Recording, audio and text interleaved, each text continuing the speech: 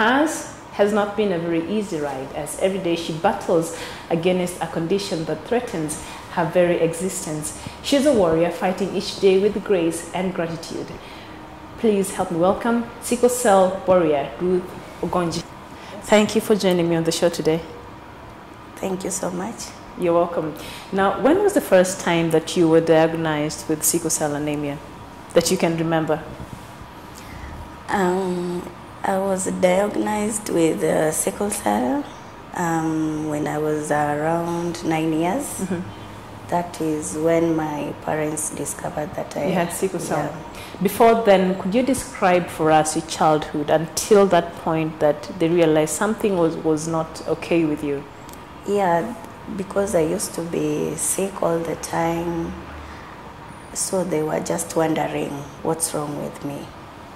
So that's when I went to the doctor, they decided to do some tests mm-hmm. to find out mm-hmm. what's really wrong. So when you say you were sickly all the time, can you remember, because I know at 6, 7, 8, 5, you know, you're still very young. Yeah. But do you have memories of what that illness looked like, or you know, can you remember what your life looked like at that early age?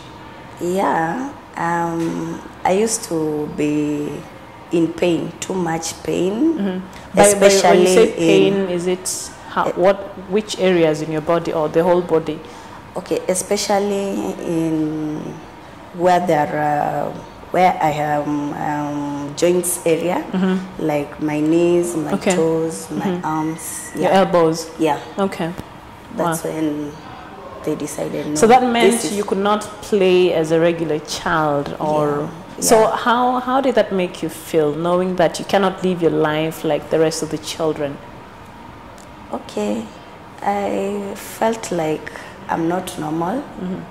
I started feeling I'm not okay, so I just wanted to know what the problem was. What the problem is, mm-hmm. yeah. So obviously you felt very different from the rest of the kids, yeah? Yes. So after it was discovered and you were diagnosed to be having the sickle cell disease at the age of 9, what happened? What prompted? What was it that now they had to take you to the hospital? What happened at that point that they realized you had the illness? Okay, when they discovered that I had sickle cell, mm-hmm. now... Like, is there specific something that happened? Maybe it was a pain attack that was different from the rest? Yeah, you get too much of pain, mm-hmm. all the body. Mm-hmm. It does, when you get the pain, it can't come just like any other sickness that mm-hmm. you're feeling, mm-hmm. like you are having a headache. Mm-hmm. It's coming slowly, you mm-hmm. can take a painkiller, no. But this one you get that... it just comes like an attack. Yeah. Yeah. Like it just attacks. It's attack you, mm-hmm. and you start feeling pain mm-hmm. all over. Okay. Yes. So now growing up through your childhood and into your teenagehood, can you recall what that was like? You being a teenager and having this condition? It was so dramatic. Dramatic? What do you mean by that? I could not stay with other kids. Mm-hmm. Yeah, because you used to feel pity on yourself. Because at times when you have sickle cell, mm-hmm.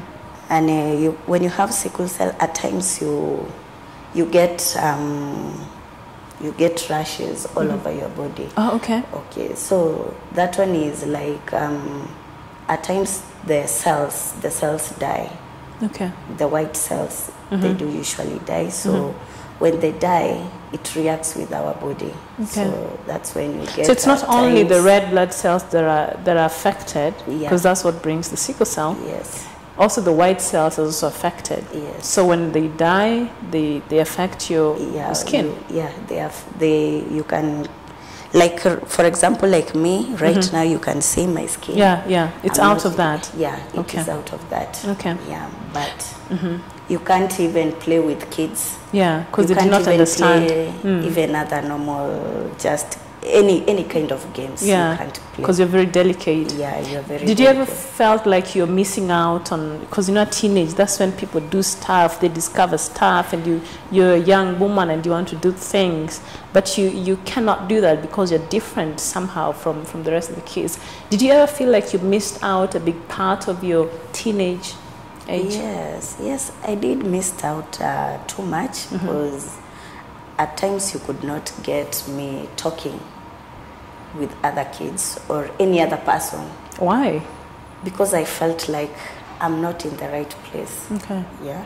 You felt I'm supposed to just to stay alone because of my sickness. And then, you know, at those ages, they used to say it is a curse. Okay. Yeah. Okay, so that is a myth. Yeah. Sickle cell is not a curse. It is not a curse. It's an inherited blood disorder that affects the red blood cells. Yeah. And people need to know that. Exactly. But at that age, most kids don't really know. Yeah, they don't know, they don't understand you. So they think it's a curse. Yeah, they don't take you like you're a normal person. Yeah. You're supposed to be in a different place. Okay. So that's a very big stigma into our lives. Okay. And that's why you get people with sickle cell, they don't come out to talk about their status. Okay. Yeah. Because of the stigma. Yes. And they don't want to be treated differently. And they don't want to be treated. Now, of course, when you're a young woman and you're getting into your early 20s or late teens, you know, as girls, we usually have like a long list of things.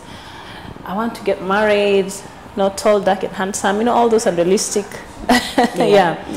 And of course, you knew your condition at that time. Did you ever imagine that you'll ever have a family? I never thought that I would have a family one day. Why?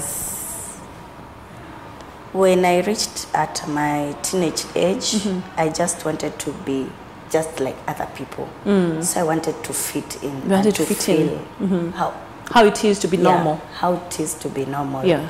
But luckily, I got married, and I'm blessed with 2 children. You're blessed with 2 children? Yes. Okay. Yeah. Now, we'll talk about that a bit later. But first I want to know, when you realized, when you're getting married, were you worried about ever getting children, or were you worried at all? Yeah, I was worried, but in fact, I did not even tell my husband my status. I'll ask him that. Yes. So yeah, you did not tell him about your status. Why? Because I wanted to fit in like just any you wanted other to be person. treated normally, and you didn't want anybody to feel any pity on you. Yes. And you wanted you to look at you as just a normal girl or lady. Exactly. Okay. Yeah. Okay. So when he finally found out about your condition, how long was it after he had known you? It was around maybe after 2 years. That's when he came. After 2 years, yes. Girl, you can keep a secret. Yes, that's when he came and discovered that. What was his reaction? Maybe he can answer that. He'll tell me that. Yeah. Yes. And you guys have been married for how long now? Right now, I'm married for 12 years. 12 years? Yes. Wow, congratulations. Thank you. So now let's go back to now, your kids. Of course, when you got married, you're not sure if because you had had so much about this condition and you're worried maybe you could not have children and things like that, you feared. But you got pregnant. So when you realized you're expecting your firstborn, how was that for you? I was so happy and anxious to receive my baby.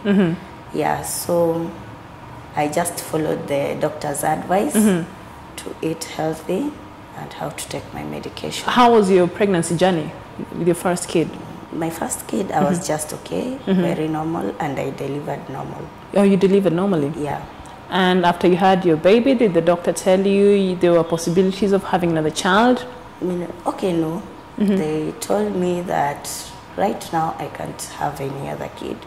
So I had to take a break, a very good break.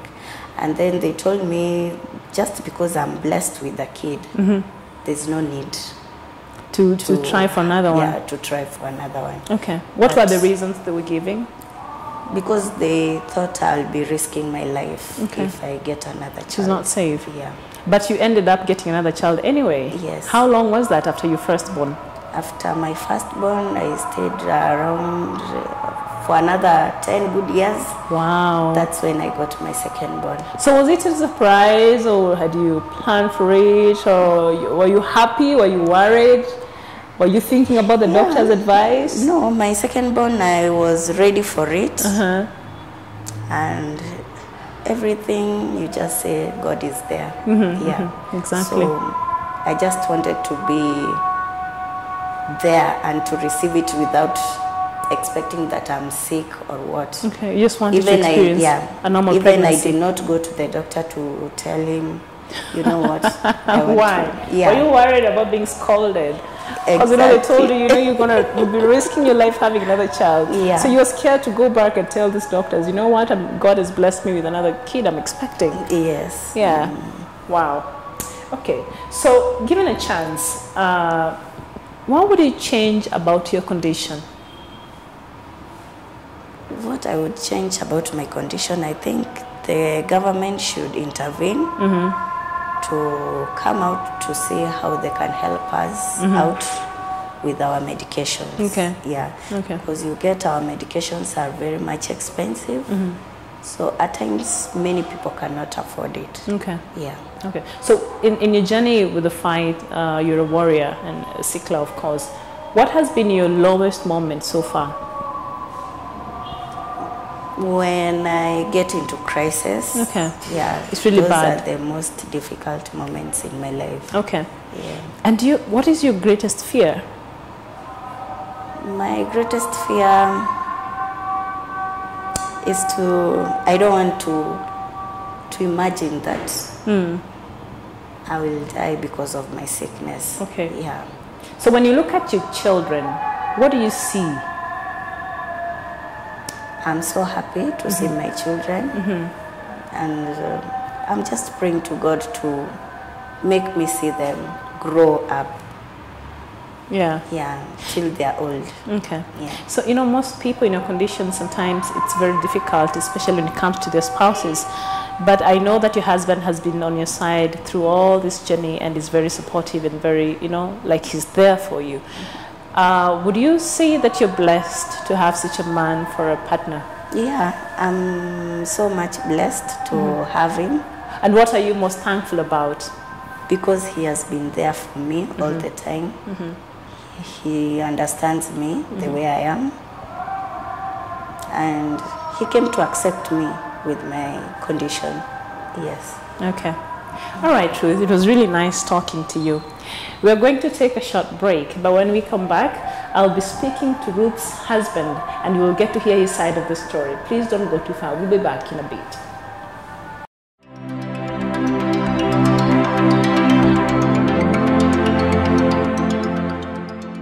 Welcome back. In case you're joining us, this is the Exceptional Women Show, and today I was speaking to Ruth Ogonji earlier on, who is a SICKLE. She has the sickle cell disease, and I'm joined now by her husband, Mr. Richard Ochieng, who will be telling us the unique challenges of having a SICKLE for a wife. Now, Mr. Richard Ochieng, thank you for joining me on the show today. Pleased to have you also. Yeah. So, did you know Ruth was sick immediately you met her? Not really. It took some time for her to disclose. And by some time, she said it's 2 years later. 2 years later, actually. So how did you even know that did she tell you? Not really. It's not the one who told me. I was told by her relative. Okay. Yeah, who just called me aside and shared with me. But the way the relative disclosed to me was a bit malicious. It was malicious, actually. It was not the best way. Because first of all, it was not in their place to tell you that she was sick. Yes. It was the ball was on her court. She was the one who was supposed to disclose such personal information. Yes. So of course, when the person told you, what was your reaction? Okay, just as I've said that the way he told me was a bit malicious. Okay, I just gave him time to tell me everything, because really he told me that I'm having affairs with Ruth, and Ruth is not the right person to be married by me because by the time she will be delivering, she will die. Oh, she will die. Yeah, so she's not such the right person for me. For you to marry. So when he told you, did you confront Ruth immediately or you waited? No, I waited. I waited for some few days. You waited for some few days? Yes. So that's the difference between men and women? Yes, I didn't ask the very day. Because if it was like me, for example, I'll just go immediately and I just kept some time. I wanted to compose myself and maybe now get the information from her. So by the time I asked her, she didn't even deny. She just now decided to give me the whole story. Yeah. Then I also shared with her the very moment that somebody else had told me, and in fact, even the way he gave me the information, I also shared with her. Okay. So that time when the person told you, of course, you guys had known each other for a while, you were dating, and now you wanted to get married, and that's why that person felt it was in his place to tell you which was wrong, to warn you about whatever that was going on. Did you, for a moment, think that maybe you should not continue with the relationship? Okay, I got shocked as a normal human being. Anytime you're given a negative story, I think for a normal human being you need to get shocked. Yeah. But again, I thought it to myself that, okay, today I might decide to leave her and maybe have an affair with a lady who I feel is completely healthy. Is healthy, yeah. Then you might not know what is going to happen in the long run. So I just decided, can we just move on? And I believe God is always with us, and out of His grace, I believed everything will be all right. Yes. Wow. So that's really quite interesting and true. But were you ever worried about, if you wanted to start a family with her and have children, were you worried about the possibilities of her not being able to conceive as all these myths go around? Well, I was worried, and my worry came so much when she got conceived. I mean, when she conceived, your firstborn. I knew really. I just started to flash back on what I was told. You were told. And in fact, during that time, actually. So what were you told, that she will die? She will die when she gives birth. During delivery? Yeah, during delivery. So I flashed back, and I said, okay, now I'm now caught up. Yeah, what I was told, I was a bit anxious. Okay, knowing that when it comes to date of delivery, I knew, okay, maybe she will die. She might lose her life. Because again, during that time, we are not financially well. We were going through very difficult moments. So I thought, okay, what really am I going to do? Okay. Because again, managing her condition as it's very expensive. She's pregnant is very expensive. Yeah. So I left everything to God, but it was very tough for us. So immediately she had her first labor pains.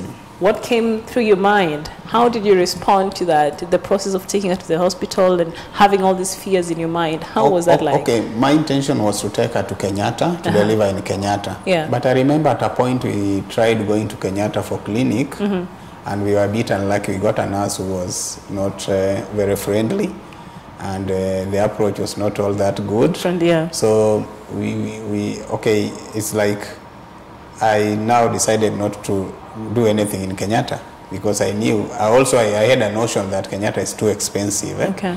So what I did, she was just going to the nearest clinic, and when the delivery day came, we tried with these small hospitals. I mean, small clinics around wherever we used to stay. Did they really accept her? They didn't. They cannot. Yeah, hearing the condition, they didn't. And the condition and plus it's firstborn. Yeah, they said no, it cannot happen. In fact, I remember even we went to at least a big hospital, but it's a mission hospital.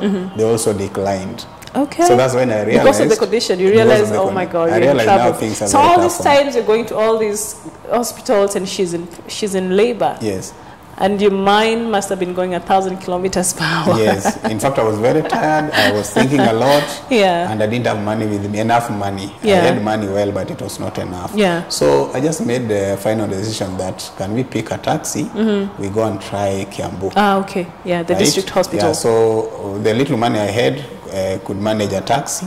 So we took a taxi, and fortunately or unfortunately, we went to Kiambu through a rough road. Oh my God. Towards Kamiti. If maybe you know Kamiti maximum. I know. Yeah, the route nowadays is good, but before it was very really bad. So I might say it was fortunate because it's like it catalyzed. Oh, the labor, the opening very quickly. Yeah, so immediately we arrived in Kiambu. It did not even take something like 5 minutes. Oh. Yeah, immediately we arrived. She entered they could not labor even ward. want to know where were we going to clinic because it was late. The lady was almost delivering. It's like the child was almost. Okay. So immediately we arrived at Kiambu. The nurses just picked her immediately. They rushed to the maternity and they told me to wait outside. So while you're waiting outside and you have also these ideas in your head that, you know, she might lose her life, how was the wait for you? In fact, I was totally confused. I'm such a person who was just in his own world, knowing that because I expected two results. Either the lady is dead or the baby is alive. Okay. But the biggest percentage was that she might die. Oh my God. Yes. Okay. So after around that must have been the longest wait you've ever had to wait. Yeah. So after around 5 minutes or so, the nurse comes out. Came to call me. Then I concluded the lady has Oh my God, died. she's gone. Yes, because I was wondering after 5 minutes, is that she has delivered? She died that quickly? This lady is dead. Yeah. Yeah, but I went. The grace of God. And even before I went inside, I could see Ruth standing, and the child is on the bed crying. That was a relief. So I thanked God. Wow. Yes. That is amazing. And of course, you were told that you could not have another baby, and then she went ahead to have another kid. So were you worried on the second pregnancy, or this time you just relaxed? First of all, I thank God because the delivery was normal. That is the first thing. I thank God for that. I thank God again that Kiambu was very cheap by that time. I managed to clear the bill. But we were told... now it's free. Yes, we were told not to get another child. If possible, let us just have one child. And I agreed with the doctor. Okay. Myself, I told my wife, okay, let us have one child. Let's just raise this one. I've also agreed. Okay. But after some time, she's the one who came to me and told me that she wanted another child, baby, yeah. whether she's going to die or not. Wow. She needs another child. And what was your reaction, knowing that you could lose your wife and your son could lose a mother? It was not. I didn't support her so much. I was not for it. But again, I said, no, she's the one who has decided. Yeah. And always God is with us. I know I'm such a person who normally believes in God because I'm saved. Okay. So I understand God better. So I said, okay, if she needs another child, I cannot stop her. Yeah. Let her just move on. God will provide. Child. Yeah. Yes. And you sure had your second Fortunately, born. we got the other child also in a very normal situation. Wow. Yes. That's amazing. And both of them they don't have sickle cell. Yeah. Wow. Yes. That's good news. So looking back at the challenges that first of all, what are some of the challenges that you have as a couple that is different from, say, a normal couple? Okay, the challenges... First, we need to talk about finances in terms of care and treatment. It is very, very expensive for us because a warrior is somebody who lives on medication all through. In terms of, she must have some medicines for her which she takes every day. Like one we call folic acid. There's another one called hydroxyurea, which is very, very expensive. A tablet is 50 shillings. She needs to take 2 per day for the rest of her life. Wow. So you can imagine how expensive it is. So that's one challenge. Another challenge is that anytime the crisis might arise, it does not have any signal for us. It comes at any given moment. So sometimes I need not to go for my daily course. I need to be around, take care of her, and take over the household course. Yes. And now when she has the crisis moments and you are not able to go about your normal, how does that affect your normal functioning? Yes, it affects me because, okay, even whichever kind of kibarua I do, you know, sometimes the boss might not be able to understand me all through. Every time. And how long do this crisis last? Okay, I'm lucky because with her case, the crisis might come maybe after 3 months. Okay. But in some other cases, you find that one gets crisis very often. And when the crisis comes, how long does it last? Does it go immediately or how many days? Now it depends on medication because the moment crisis comes, it will never go without any medication. And medication here sometimes means admission, and that is money. Blood transfusion, we have so many issues. Okay. Yeah, so it's basically about medication anytime the crisis comes. So it will go faster depending on how faster you react towards medication. Okay. Yes. Wow. So looking at yourself today and how far you've come and how much you've had to be there for your wife, is there any decision that you regret having made in regards to this marriage? Not really. I don't regret. It is just my happiness, because I count myself one of the luckiest people who got married to a warrior who was able to deliver in a normal situation. Wow. Yeah. A warrior who is able to have very healthy children. So to me, it is very inspiring to the other warriors who sometimes feel like, especially ladies who feel like when they are warriors, there are no people who can love them. There are no people who can marry them. They cannot be able to deliver. So to me, I find ourselves one of the blessed couples who can be outside there trying to inspire others, giving out their story. And more so, we thank God for everything, because all this happened because of God. True. Yeah, we are so happy actually. We are a happy family. Yeah. Yes. I know you're a happy family because I personally know you people. Yes. And it's a good thing. Yes. Okay, so now sickle cell, of course, is an inherited blood disorder that affects the red blood cells. But even with that information, there are a lot of myths surrounding this illness, and Ruth mentioned a few earlier. What are some of the myths that you hear surrounding this disease? Okay, the myths I've been hearing about is that it's a witchcraft. When you have sickle cell, it is a witchcraft. Yeah, you've been bewitched by maybe your grandparents or whoever, somebody else somewhere has bewitched you. So that is false. Yeah, it is false. It's genetic. Yeah, it's genetically. You're born like that. You get it from your father or your mother. Yeah. So that is one myth. Another one, they say that they have given warriors age limit. They say you cannot go beyond this age. Yeah. That's another myth. Like in Africa, I think it's about 49 years. Not if you're really. lucky to get there. Not really. They don't even say 49. I think they talk of something like 18 years. Yeah. Yeah, it is around 18 going down. Going downwards. Were you ever worried about the age factor? Okay, I was not worried because I remember when I was marrying her, she was above that age of 18. Okay. So to me, I started she was safe, yeah? seeing like this is just but a myth, it's not a fact. Yes. So do your children, because your older one now is what? Is a teenager now? The older one is 12 years old. Oh, he's 12 now. Yes. He's close to being a teenager. Yeah. Does he know that the mother has this condition? He knows. Okay. Yeah, we wanted to prepare them psychologically so that they get to understand the condition of their mother.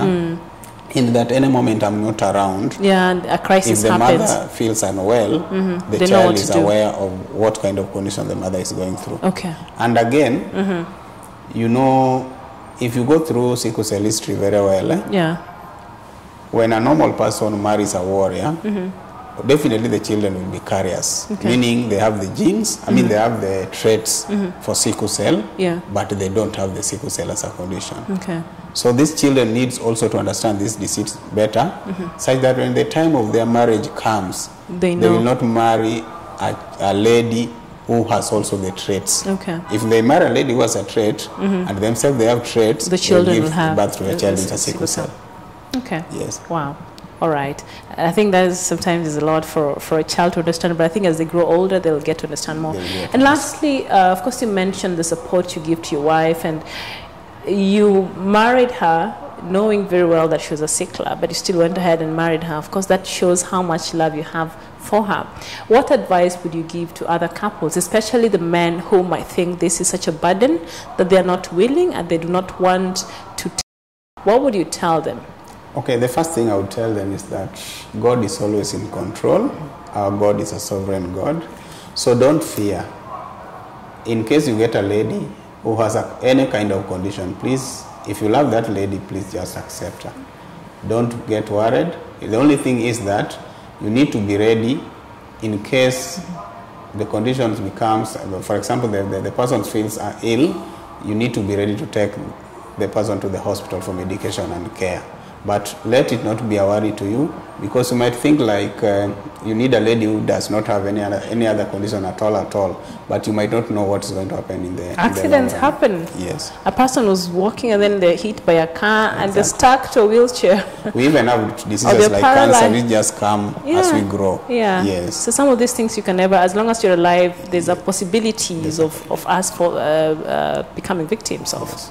All right, Mr. Richard, it was really nice talking to you. And of course, your story and your wives is very encouraging, and just goes to show that, you know what, love, as long as you have love in a relationship, anything else is just secondary, and other things can just work themselves out. And of course, if you put God first, everything is possible. This has been the Exceptional Women's Show. I've been your host, Miriam Ogutu, and I'll see you next time.